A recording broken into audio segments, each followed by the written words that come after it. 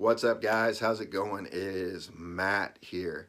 So, I'm still here, still around, still kicking. It's been a while since I did a video, guys, and I apologize for that, but I've talked about it before. I'm EMS, so I'm on an ambulance a lot, so I'm kind of busy when it comes to work. But I'm still here, and I've been dying to get some videos out to you and stuff like that, too. My content has been kind of like, what am I going to do a video on? I've always done all these instructional videos on pistols.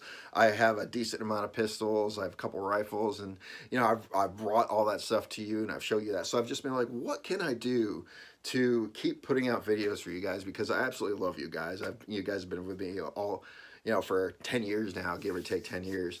I think right now we have, 30,000+ subscribers to this channel.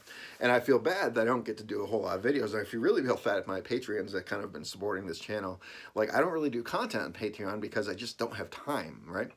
But I've been trying to think of what can I do for a video to bring to you guys.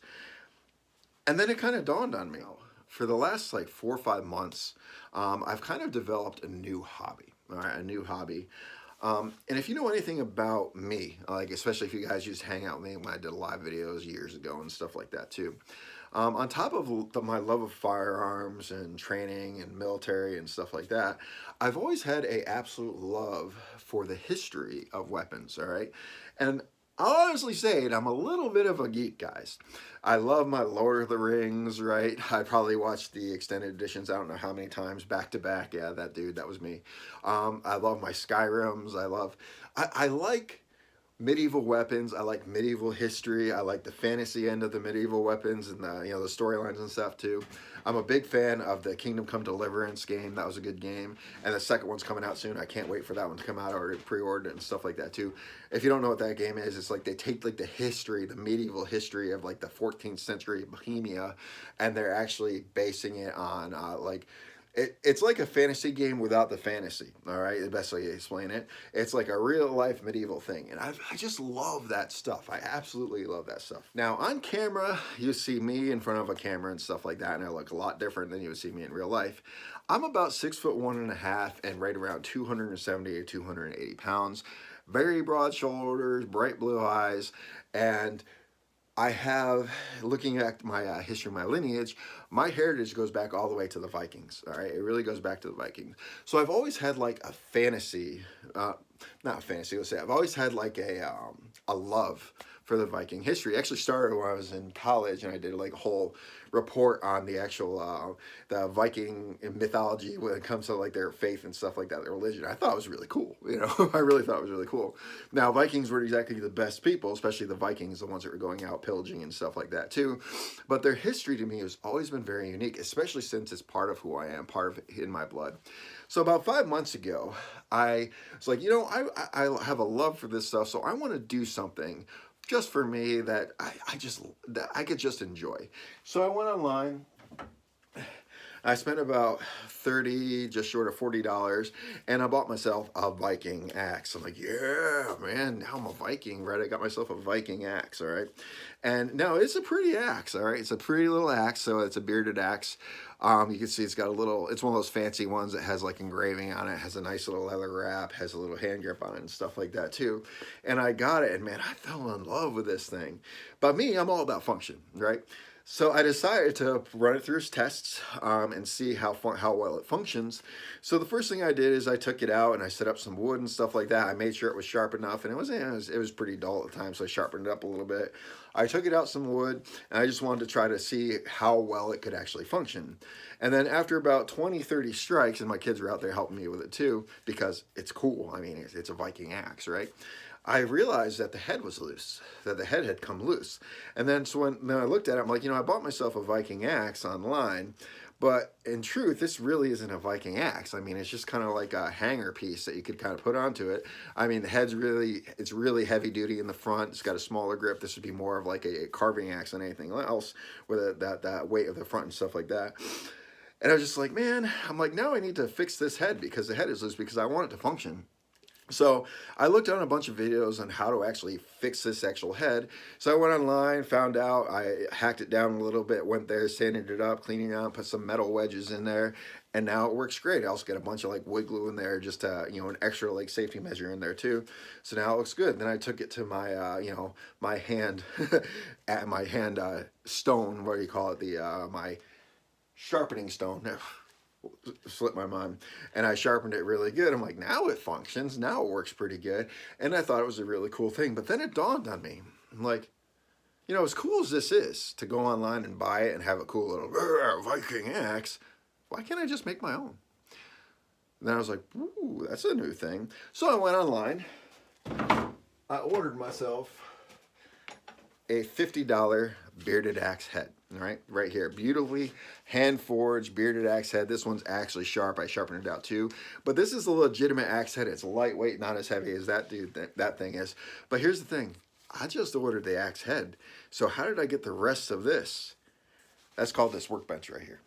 So I went out, cut down some wood, and started making my own axe handles. So the very first one I made for this is my learning, was this one right here. And I did a really good job with it, had a good shape to it and stuff like that too, but the wood split a little bit. All right, so I took it off because the axe was coming a little bit loose. Hell, I even carved runes in it and stuff like that because I figured, why the hell not, you know? Had a nice little leather wrap around it, had this little grip down here for it. And it was really cool. I made that one, and then I ordered another one for my axe, or for my daughter, a smaller one, sawdust. And then I made an axe handle for that, and I took time, I fitted it, and she has that one mounted up in her room, and she absolutely loves that. So then I was like, man, this thing is badass. I mean, it's a legitimate Viking axe, very lightweight. It's functional because I'm the one that put it together, right? So it works very well. I've got a great fit between the axe and the handle. I took kind of classical, the classic historical text. They would have like cloth wrap, and sometimes they put like leather wrap around it too. I didn't have fancy cloth, so I used what I have. So I took an ace bandage, I tightened it really good. I glued it all the way down while I was tightening it.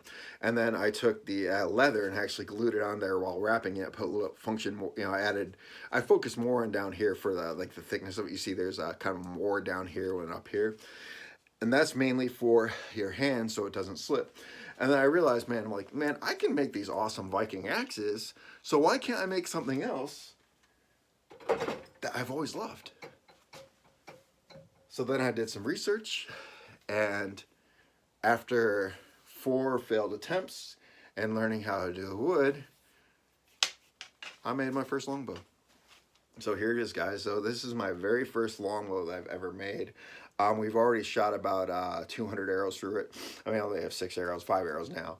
But I have 6 arrows, but 200 times we fired it. So the thing functions, it works. Now, this isn't something I bought online. There was a downed tree in my woods, and I cut it up, measured it out. It was about that wide around. I have more down here. And I use nothing but my own hands, my tools, just hand tools. I don't use any power tools. And I went through the process and I made my first bow. Now, I've attempted about 4 other bows other than this one. I had one that came close to passing, but at last minute it kind of popped overnight with a stress fracture. But I was also using pine wood for that one. That was actually just stuff that I picked up at the hardware, or at the Home Depot, just like a 2x4. This one right here is actually maple. Maple from my backyard that I actually, by myself, carved it, shaped it, whatever you want to call it, and tillered it. Tillering it is how you actually get the wood to bend and stuff like this. And this thing functions. And this thing has about a 35, 40 pound pull weight on it. My kids love it. Now, I don't have a fancy bowstring, so I just kind of reinforced some of the rope that I have, and I use some 50 pound, right here, this is a 50 pound Tess braided line from one of my fishing poles, and I just kind of put that on there, and that actually puts this, you know, that's where you put the arrow and stuff. And what it does is it just kind of reinforces the rope. And then I realized I had a whole complete love of making these bows. There's something about making these bows, it's just amazing, absolutely amazing. Once you, from start to finish, I mean, it's a process. It takes me about 4 days to get one all set and tillered and stuff like that too. But the thing is the end product, I mean, it is just, I mean, look at this. Look how beautiful this is. And then to think that I actually made it all by myself, okay? and by my hand, that just brings a whole nother factor to it. So here on Matt Stamps Armed and Steady Firearms channel, all right, let's just say this is the Matt Stamps Armed and Steady channel, all right? So I'm going to start bringing you some videos when it comes to me creating and forging, not forging, but creating these actual medieval weapons, bows. But I think I'm mainly going to be, I guess you could say, well, I'm an apprentice bowyer now. I love making these bows. There's just something about making a bow. The process that goes into it, the love that you have to put into it, and the hand preciseness, the patience you have to have for it. So you're going to see me start making some more of these. And I'll probably do some videos from start to finish and how I do it too. But I'm still here, and guess what, guys? You're going to have some more fun videos to come. Anyway, so I'm going to end this video with me shooting this a little bit for you. Hell, I even got a tunic for it.